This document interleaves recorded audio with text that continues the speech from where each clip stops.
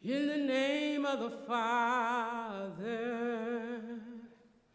in the name of the Son, yes, in the name of the Holy Spirit, we come to you. Hands lifted high, Lord, head bowed low, yes, heart surrendered. We come to you. We have gathered here today, as we have been doing since 2006 at the inaugural Reverend Dr. Martin Luther King Jr. Humanitarian Awards Celebration. And we are excited that you have come, both those of you who are here at the Het and those who are joining us in cyberspace. We thank you for making this a priority to come and celebrate students, staff who have been seen by their peers as people who make us better at McKendree as part of the human family. So thank you very much for coming. And I want to pause for a moment before prayer, and I want to invite our president, President Dobbins, to come. He is a 1981 graduate of McKendree, and I want him to come and bring his own words of welcome.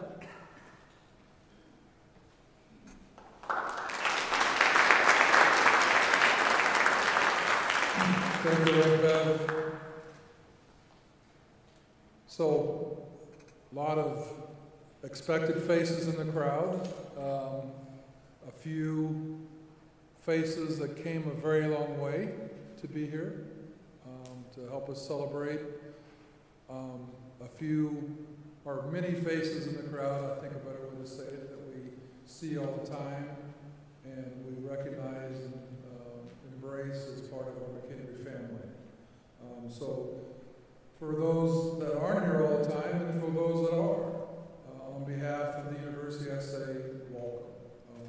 On behalf of the Board of Trustees, I see one of our members, Rich Lloyd, here in attendance today. Rich, thank you for joining us.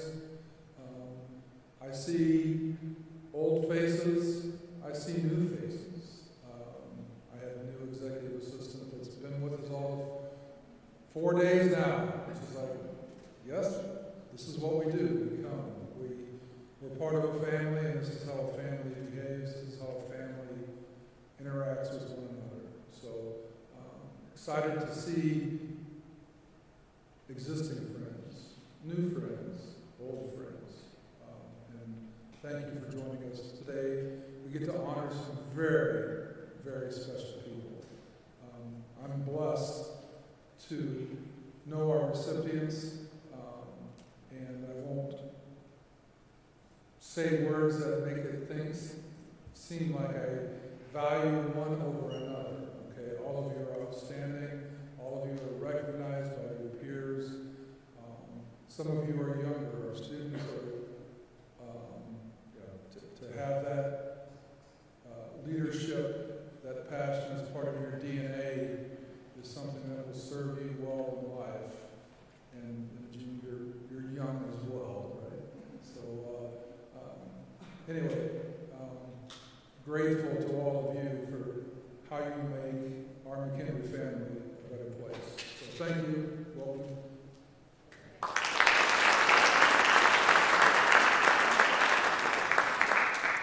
Thank you to our student body, our staff, and our faculty, who each year make this a priority on your schedule.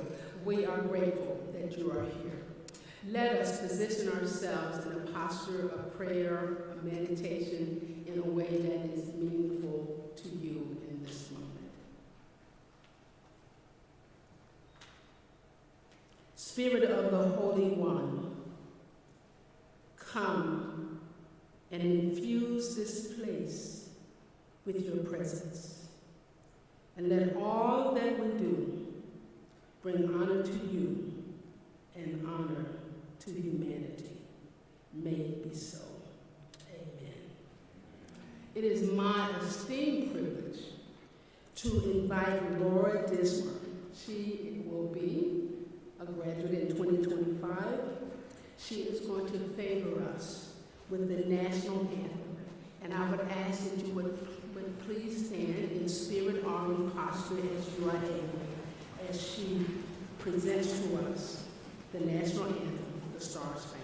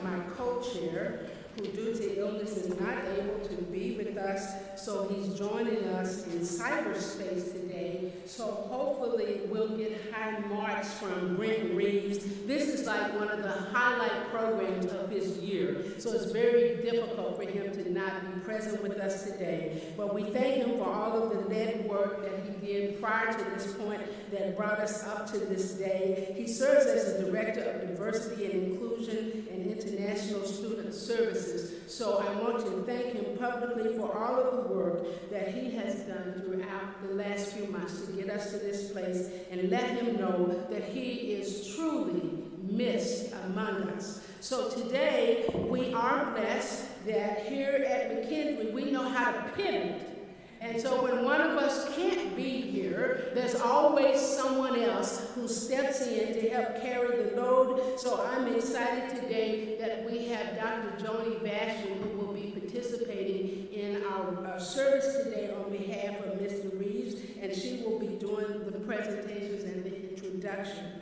By way of the purpose of this event, McKendree University wishes to recognize persons who demonstrate the humanitarian qualities and philosophy of nonviolent social change, such as those enunciated and demonstrated by the Reverend Dr. Martin Luther King, Jr. So the awardees today are people who have been identified by the McKendree community, by the McKendree peers, as persons who reflect the spirit and deeds of Dr. Martin Luther King, Jr. At this time, I would like to invite Dr. Joni Bastion to come for the presentation of the awards.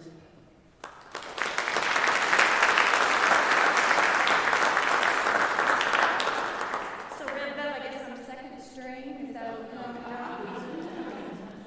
So, I talked to Brent this morning, and he was very sad that he was going to miss today. This is one of his favorite programs of the year. I don't want you to feel too badly, though, for Brent, because last week he was on a cruise, on a Royal Caribbean cruise. So, unfortunately, he has caught the flu. So, anyway, but I'm glad to be able to be here today and celebrating the individuals who we're celebrating. As Rev said, we have We have given this award since 2006, and it's been given to students, faculty, staff, alumni, and other community partners. Like others who receive this award, this year's recipients demonstrate care, compassion, and an understanding of all people through their humanitarian principles and ideals. So, our first award, Emma Jean, would you join me up here, please?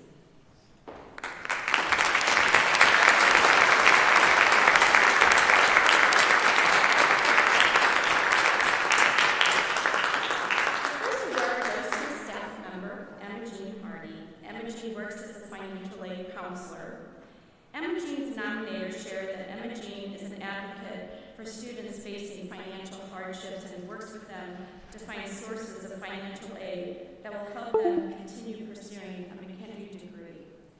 She is also an advocate for the university's homeless youth and seeks out ways to assist undocumented students by providing sources of financial aid and support.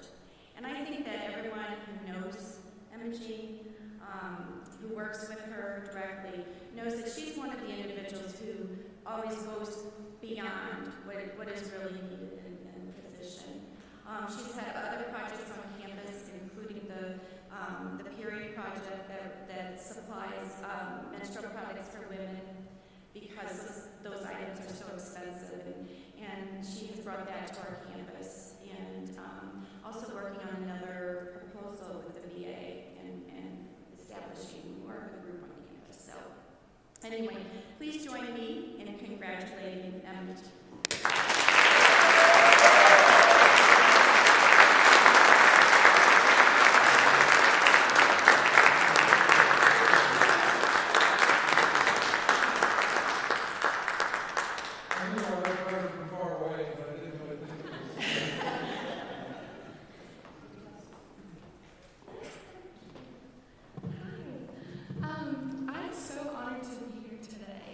Especially to receive this award alongside our students.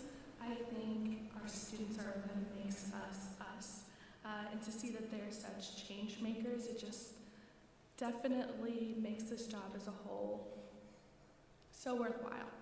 I want to say thank you to the administration for facilitating a space where we can create change. I also want to say thank you to my family for always supporting me, my student financial services team. I quite literally would not be here without them. And I also want to say thank you to Red Bev and Mr. Brent Reeves for creating an event in spaces like this to recognize people on our campus. So thank you.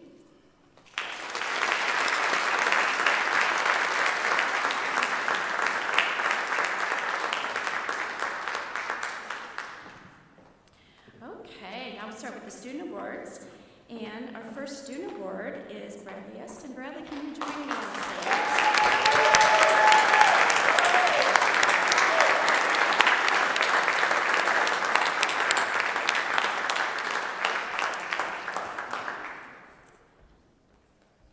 So just a little thing about Bradley. So Bradley, he is a wonderful music educator, and where are you working out? You're working with Collinsville still? Granite City. Oh, Granite City now. See, I can't even keep up with him. But so starting his sophomore year, I have been trying to get Bradley to graduate and then come and work in student affairs. I keep telling him about finding a position, but he's going to, do the K through 12 thing for a while, and hopefully at some point we can have him back to McKendree. So Bradley's nominator shared that Bradley is committed to activism through alliance, teamwork, and diversity. Bradley has passionately shaped the music department at McKendree by helping students embrace and take pride in their differences. Please join me in congratulating Bradley.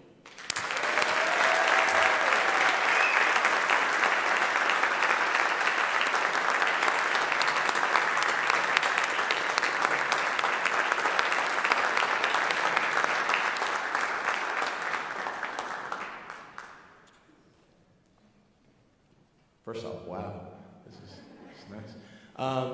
First off, giving honor to God, who is the head of my life. I want to thank him first for allowing me to get this far. Second, I want to thank my father. If you know anything about my life and about me, you know that he is there every single step of the way, and he's the reason why I am the way I am today. Second person I'd like to thank is my grandmother. She has since passed on, but yeah, I don't know how I could have made it in life so far without her.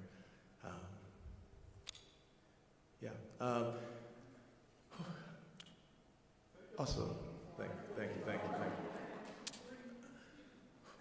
Then I'd like to thank Rep. Bev, Brent Reeves, and the board for allowing me to receive this, and then of course the McKendree family.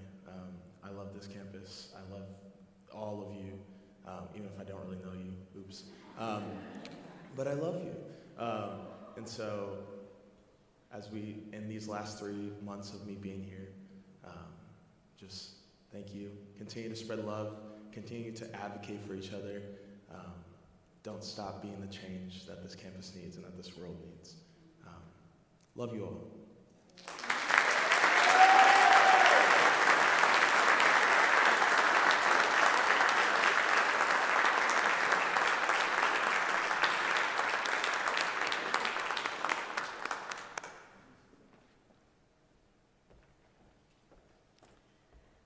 Okay, and our last student awardee is Maria.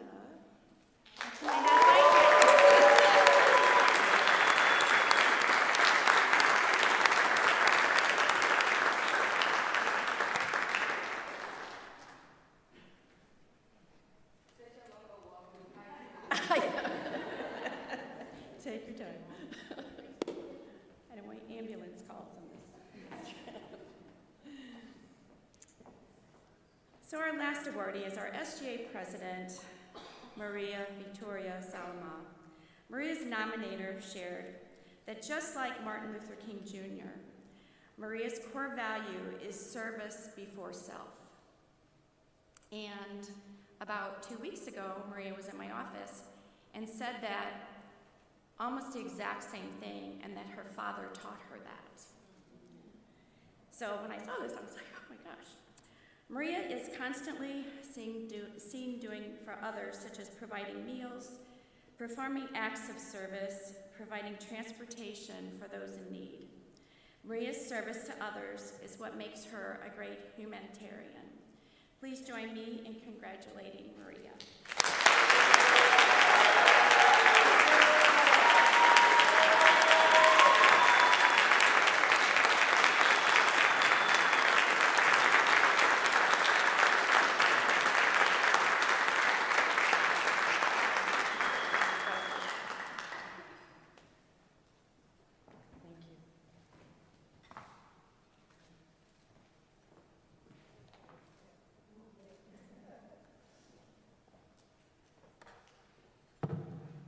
You know what is crazy? That this is not about my sport, and this is not about my grades, and this is not about any professional achievement in my life. This is about people. So,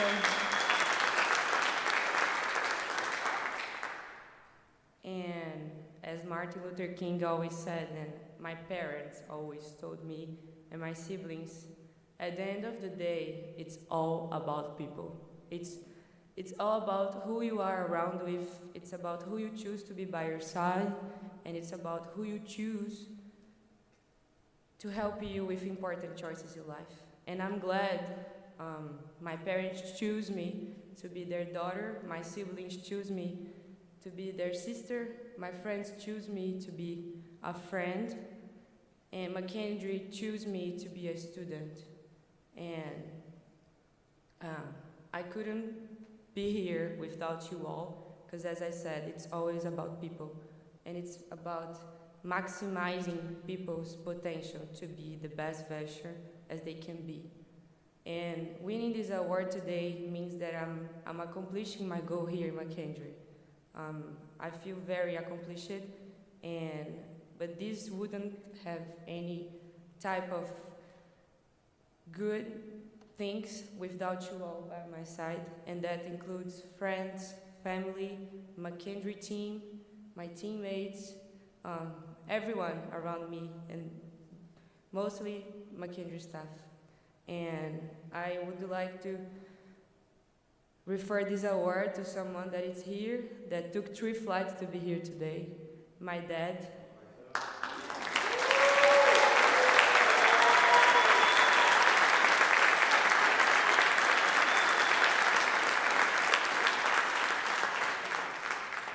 Because if I understand what Martin Luther King's legacy is, it's because of him, and it's because how he taught me to choose the people to be around me, and inspires me every day to do things for people. And that's what we should be doing every day for each other.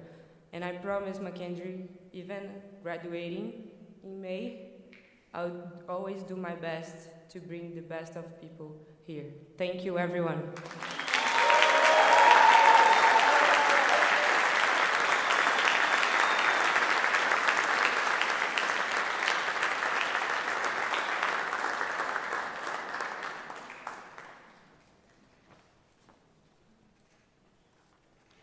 So, Maria and Brad, we're not letting you graduate, so let me just tell you that right now.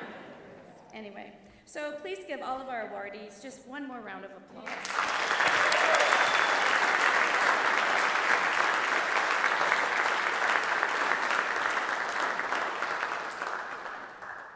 And thank you, Dr. Joni, for standing in and doing an awesome job.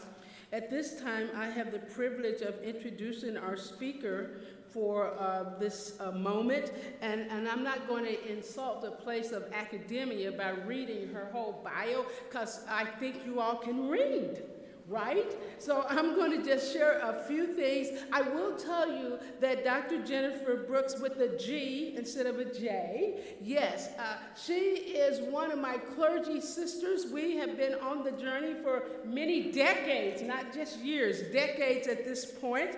I can tell you, because we are a place of academia, that she has an undergrad degree, she has a master's of divinity, she has an MBA, I believe, she has a doctorate of ministry, and she is the PhD person there at Garrett, holding the Steiberg Chair in Preaching, and she is a tenured Ernst and Bernice Seibert Professor of Preaching. So she has all of the pedigree that you need to know about. You are free to read about. She's got a couple books that we mentioned in the program for you today. But most importantly, what I would want you to know is that she is a woman of faith with high integrity.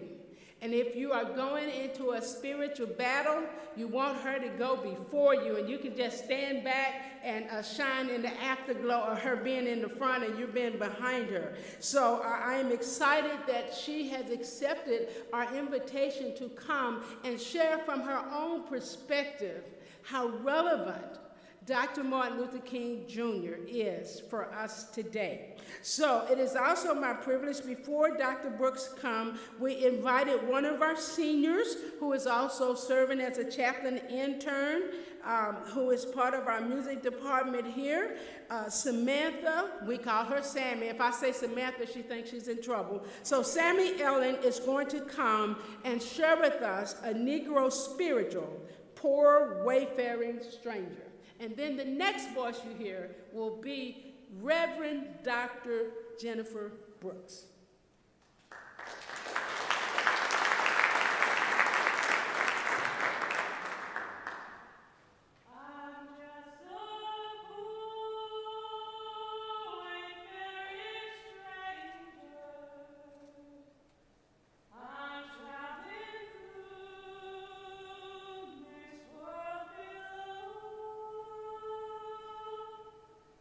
There is no sickness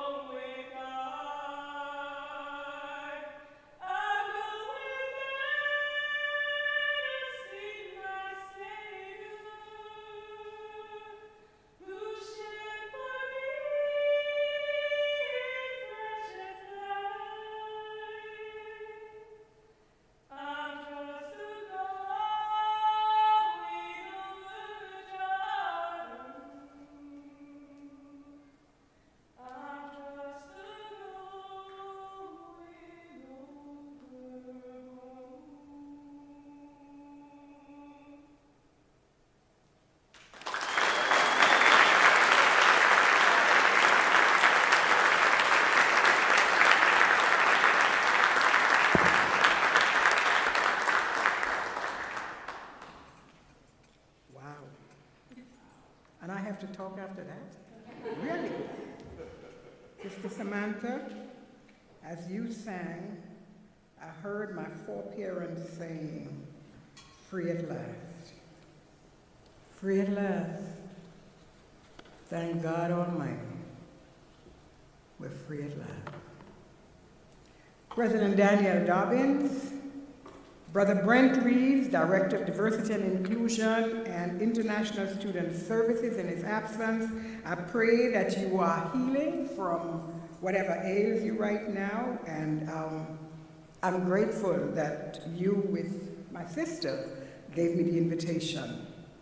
To Dr. Joni Baston, Vice President of Student Affairs, graciously agreed to fill in for him. It's good to know you. Bev talks about you, so I'm glad I got to meet you.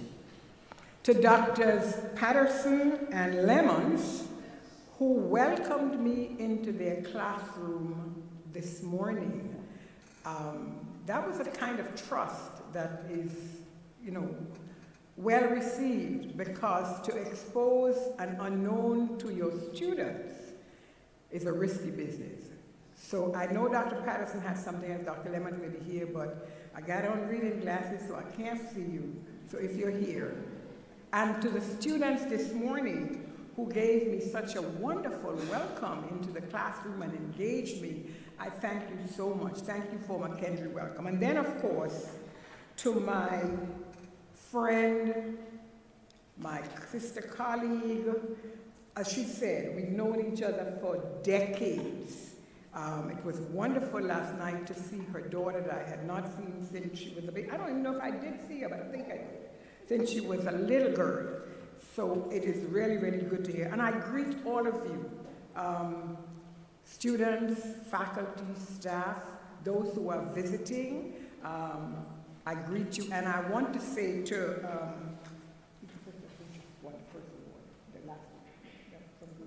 Maria, I'm going to be crazy enough to say to her dad, Bongia. I've been to your country a couple times. 4 times. I was there about just the year before COVID, and spent, I think, 3 weeks there. So it's a wonderful place. I want to go back one of these days. To all of you, trustees that are here, guests, friends of McKendree, the McKendree community family, I greet you in the name of my Lord and Savior, even Jesus Christ. And I want you to know how blessed I feel to be on this campus and to be among you. And so I bring you greetings from Garrett Evangelical Theological Seminary, our president, Reverend Dr. Javier Vieira, our dean, Reverend Dr. Jennifer Harvey. And I want to express to Sister Bev, thank you. Thank you for inviting me. And she reached out to me very early because she knows my schedule is crazy. This is an auspicious event, Reverend Dr. Martin Luther King Jr. Humanitarian Award Celebration. This is no small something, this is something big. Again, congratulations to Bradley Eston, Maria Vitoria Salomao, and Miss Emma Jean Hardy. I applaud all of you for your commitment and your work.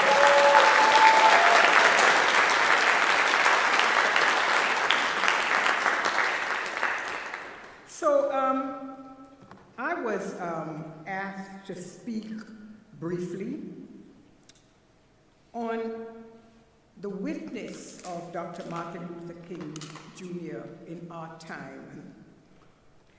So in looking at Dr. King's teachings and trying to figure out exactly how do I speak on maybe one thing that will make sense in a very short time, I turned to an important question that he asked, that he used for the title of the book, Where Do We Go From Here? Chaos or Community? At the beginning of the book, we find these words from Dr. King, and I quote, "We are now faced with the fact that tomorrow is today. We are confronted with the fierce urgency of now. We still have a choice today, nonviolent coexistence or violent co-annihilation. This may well be mankind's last chance to choose between chaos and community. And forgive the non-gendered language because that was the time. Knowing Dr. King's story, I am certain he was speaking about physical violence that was occurring during the movement. That was very much a part of the civil rights movement. But I submit to you, we are still faced with those choices today. Non-violent existence, violent co-annihilation. And the violence may be a little bit more sophisticated in this time, but it's still one of the choices. When I consider the constant assassinations of people of color, the unwarranted killing of black and other people of color, when I consider the constant whittling away of many of the societal advances that so many, Dr. King and so many fought for and lost their lives in the cause of, when I look at the state of society in these United States, I think I have the answer to Dr. King's question. In fact, I'm pretty certain I know the answer. In my opinion, and it is my opinion, I believe we have already chosen chaos. In fact, if you want to be even slightly pessimistic, some of you might say I'm just being realistic, wherever you stand, you would say that we are on a fast train to self-destruction in and of our society. There are so many areas that would qualify, but for the brief time that we have together, and I'm always very conscious of time, so forgive me if you see me look at my watch every few minutes, I do that. I would like to focus on the place from which Dr. King started his trajectory of addressing the ills, the challenges that so deeply affected his community, as he did in his book. Chapter 1 of this book, Where Do We Go From Here, Chaos or Community, is entitled On Where We Are. And it opens with the report of a scene in President Lyndon Johnson's office where the 1965 Voting Rights Act was about to be signed. Protesters against the unfair treatment of black people and the brutalization and murder of far too many who were determined to prevent African Americans from having or exercising their right to vote, the brutalization by those people, those who had been fighting for this Civil Rights Act saw their hopes come to fruition. They had heard their prayers answered, and at long last, the path to the voting booth had become somewhat less fraught with danger. Finally, they believed there would be equality of access to that basic right of all citizens, the right to vote. And thanks be to God, with the passage of that bill, the way was opened. The way was opened for many of those disenfranchised because of skin color. But when we look at where we are today, it seems that our trajectory has led directly to chaos. Because surely chaos is the order of the day with respect to the process of voting in elections in these United States at all levels of government. Not to mention the January 6, 2021 attempt to overthrow the legally elected government. And in February 2024, with a general election on the horizon, the word for where things stand, in my opinion, is chaos. Over the last 2 weeks just past, I taught a Doctor of Ministry class entitled Preaching and the Margins. One of the textbooks I used for that class is entitled Doing Christian Ethics from the Margin by a scholar, Miguel de Torre. And in that book, he laid out in a very succinct and compelling way the fight for justice that does not simply exist, but that calls us to swift and definitive action of the kind that Dr. King would be spearheading if he was alive today. He described clearly the system called, and I quote, gerrymandering, which he describes as an anti-democratic strategy that allows legislators to choose their voters, thus creating safe seats for themselves, a practice that is employed by both parties, negatively impacting communities of color, end quote. Persons and groups in power, with the intention of holding on to their ill-gotten power at all costs, have found ways to fix elections in their favor by ensuring that their war chest, and believe me, it is a war for most of them, can be expanded beyond possible horizon by changing the rules regarding donations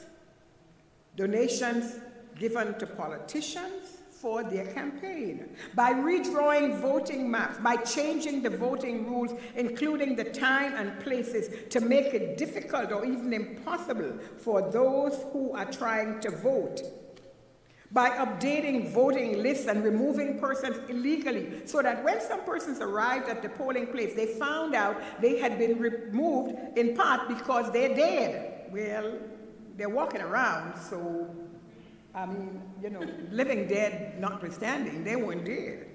And of course, by redrawing congressional lines. The result is once again disenfranchising voters. That's the thing that Dr. King thought we had beaten. The target is once again persons of color.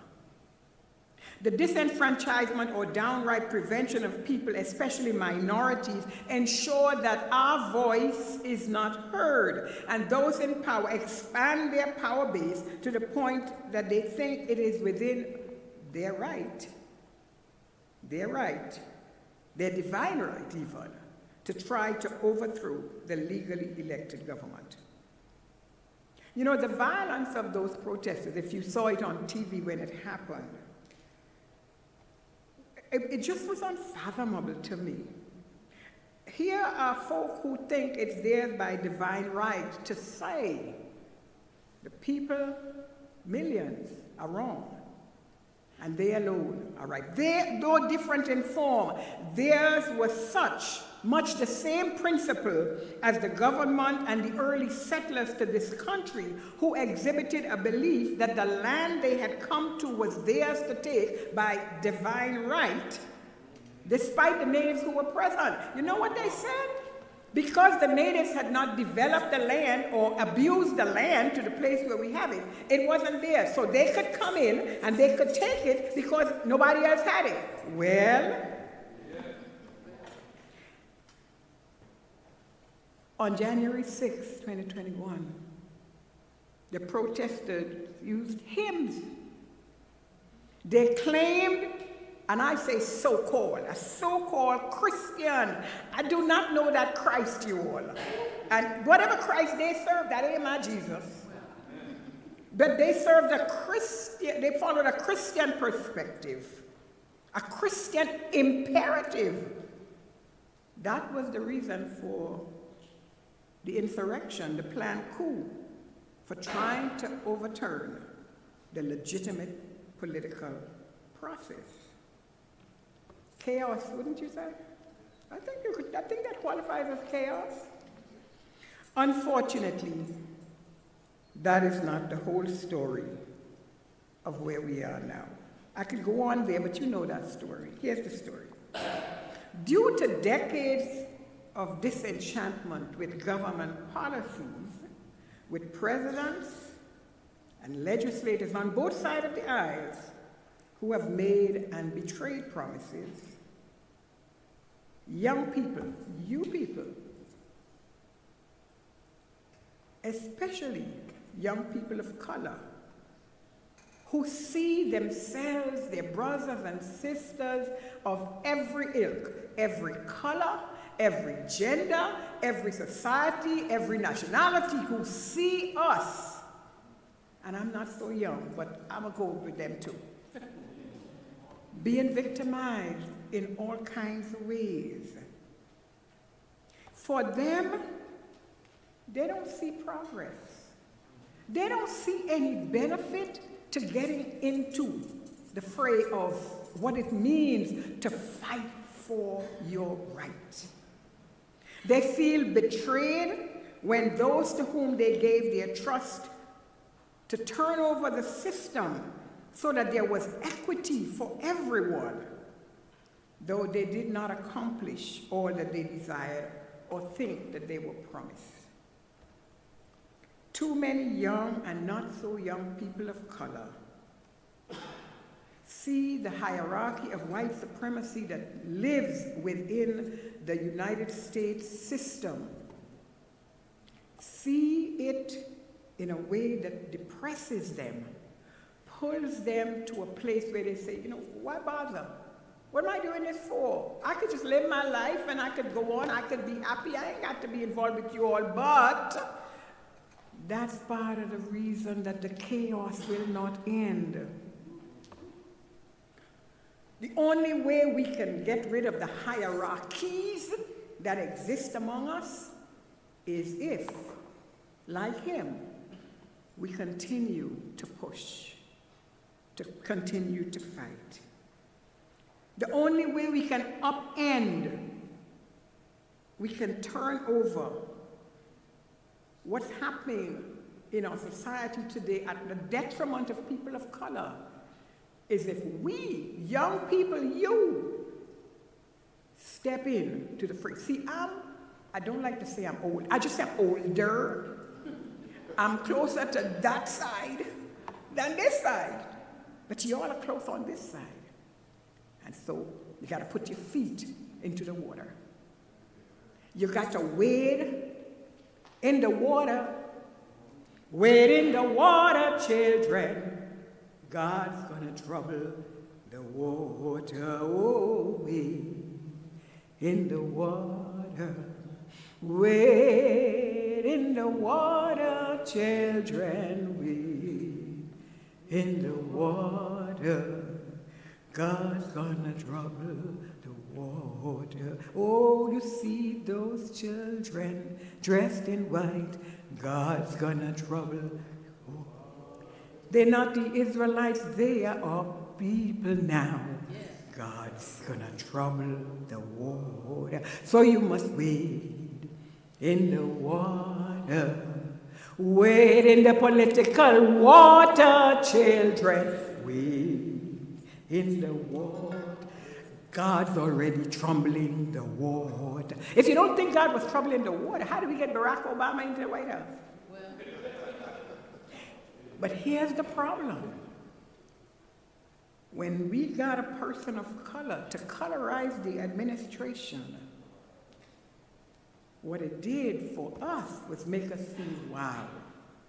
But it made for something we have arrived. And there's no more racism.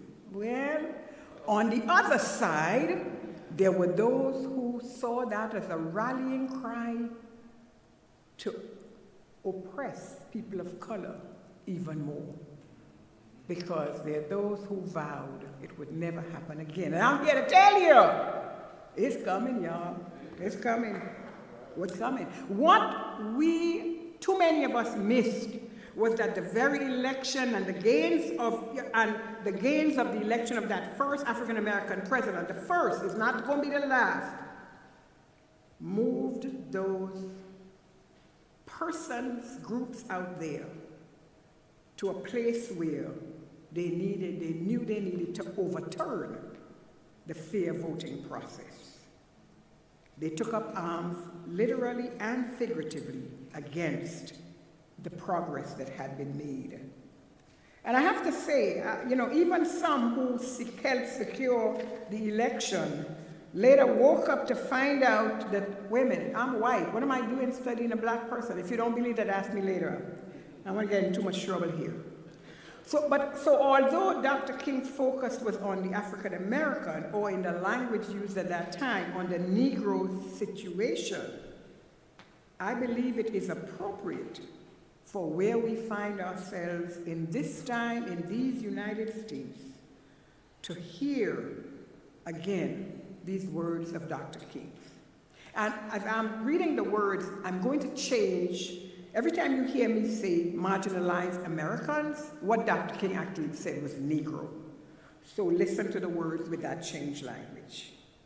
Frustration and a loss of confidence in white power have engendered among many marginalized Americans a response that is essentially a loss of confidence in themselves. They are failing to appreciate two important facts. First, the line of progress is never straight. For a period, a movement may follow a straight line, and then it encounters obstacles and the path bends. Often it feels as though you are moving backward and you lose sight of your goal, but in fact, you are moving ahead, and soon, and very soon, you will see the city again closer by. We are encountering such an experience today. The inevitable counter-revolution that succeeds every period of progress is taking place. Failing to understand this as a normal process of development, some marginalized Americans are falling into unjustified pessimism and despair. Focusing on the ultimate goal and discovering it's still distant, they declare no progress at all has been made. This mood illustrates another fact that has been misinterpreted. A final victory is an accumulation of many short-term encounters. To lightly dismiss a success because it does not usher in a complete order of justice is to fail to comprehend the process of achieving full victory, end quote. Now that was a long quote, and it says much that can be debated, but what does it mean for us today? We live in a society where white supremacy prevails in too many places at the expense of liberty and justice for all. Let me be clear about the term white supremacy, however. It is based on a hierarchical social system where the color of your skin, the lighter the color of your skin determines your place in hierarchy. So those of you who are white out there, don't try to get dark. That ain't gonna work. And don't feel bad that God made you white, because the color, the gender, however you are, that's your gift from God. Cherish it, appreciate it.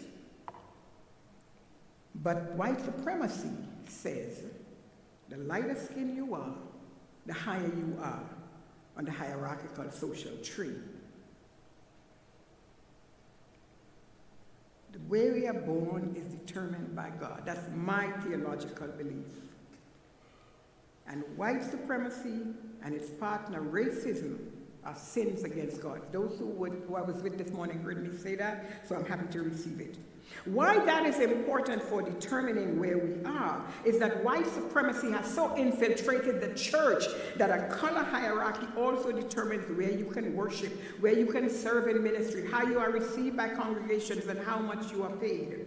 So what do we do? How do we deal with the chaos of the church, the country, the world? Where do we go from here? Well, I posit that the chaos has already come. I told you that. Trust me, I'm United Methodist, and we have gone crazy with the whole issue of disaffiliation. So if chaos has already come, but we're still here, why don't we try turning it into community instead?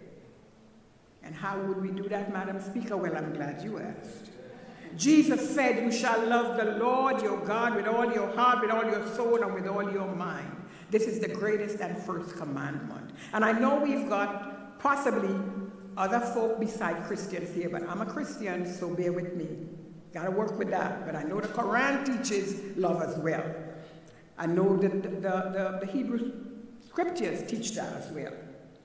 So how about we try living these commandments? I really think that would work. And if we in the church, we in the world, we who understands ourselves as the creation of a divine, whatever name you want to call that, the divine has made us in their divine image, and that was a gift. How about if we try to live out the mandate of love?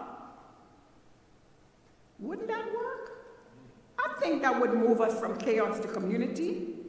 You know, Jesus was savvy. He trusted God to guide him in all things. If you pay attention, you'll see how, if you read the Bible, you'll see how much he prayed. And he never dismissed the people who were around him, who were trying to live in the midst of Roman oppression. He showed love to all. It wasn't easy, but he did it and kept on doing it until his work was ended. I'm not trying to pick out one or the other, but I heard them say, Maria epitomized that. I heard her say, people was what matter. Emma Jean, I heard them say that you take time with God's people, God's children when they come into your hand. Eston, is that it? Eston, you take time to help soothe them with the ministry of music that God gives us, that soothes the wounded soul. I believe Dr. King's share of the work he had to do was ended when his life was taken. Because my theology says the day of your birth and the day of your death belongs to God. We're going to die when God's ready. Even if we suffer martyrdom, or even when millions die in a pandemic. But in that in-between time, if we people of God, Christian, Muslim, Jewish, Sikh, whatever you are, a divine who created you. If we would learn to love neighbor and to walk in that divine light that enlightens us in good places, I believe that one day true community will come. The beloved community will be a reality. It may not happen in my lifetime. I've told you I'm more on that end on this end, right? But I believe it can, and with the help of the divine, the help of my Christ, the help of your God, it will. So where do we go from here? The choice is not chaos or community, but from chaos to community by the grace of God. Walking in the footsteps, not simply of Dr. King, as good as he was, but of my Jesus, your God, the one who brought us, and in the name of my Jesus, took me out of sin, gave me a new life, gives me community with God for all time. May it be so for each of you and for me. Thanks be to God.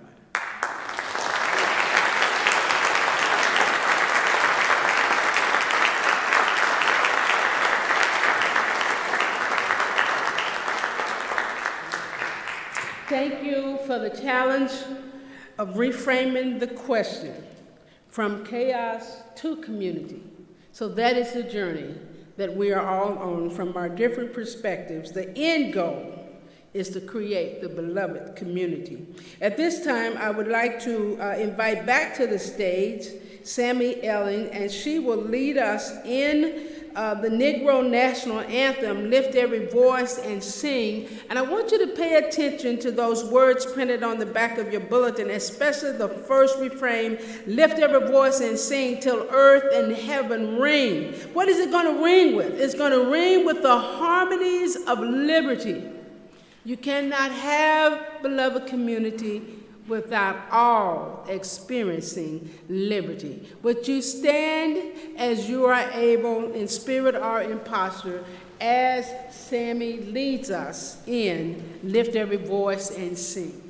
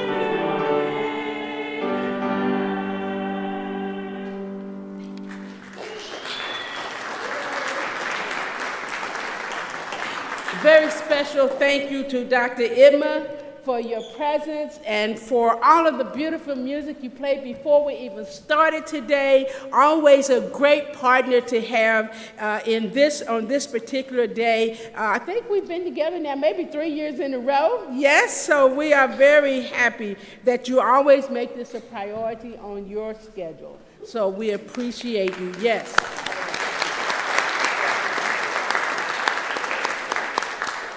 I'm going to invite President Dobbins, Dr. Bastian, and Dr. Brooks, if you would make your way out to the reception area before I do our dismissal so others can come and greet you. And I'm sure our photographer will be out there. If our recipients would like to make their way with their family members, I'm going to invite our recipients and their family members to go ahead and go to the reception area, and then I'm going to do our words of sending forth, and I invite you all to go out and visit with the award recipients. Let's give them another hand as they make their way with their family members.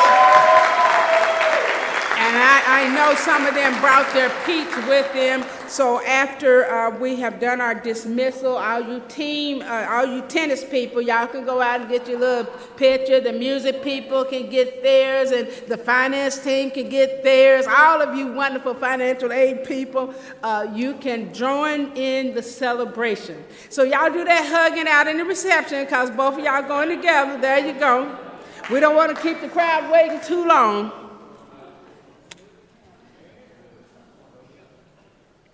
As you prepare to go, your words of sending forth are right there for you. They are words that call us to action. If you cannot fly, what do? You run. If you cannot run, what do? If you cannot walk, what do? But whatever you do, you have to keep moving forward. So this is my challenge, because Dr. Ann Collins is in the house, and she thinks she got the best job on campus. She tells all the new people when we join the staff or faculty, hey, the one thing you don't get to claim is the best job on campus. So I had to surrender that. But I want to say, look, young people, that is the challenge when it comes to registering to vote. You don't get the right to complain if you don't register to vote and then take action on voting. And you don't have to live in Illinois. She takes care of all of that. She gets you registered, and then you can take action. So if you can't fly, run. If you can't run, walk. If you can't walk, crawl. But by every means, sign up. And let your vote do your walking and your talking for you. And you will see the pendulum swing from chaos to community, because you made a choice.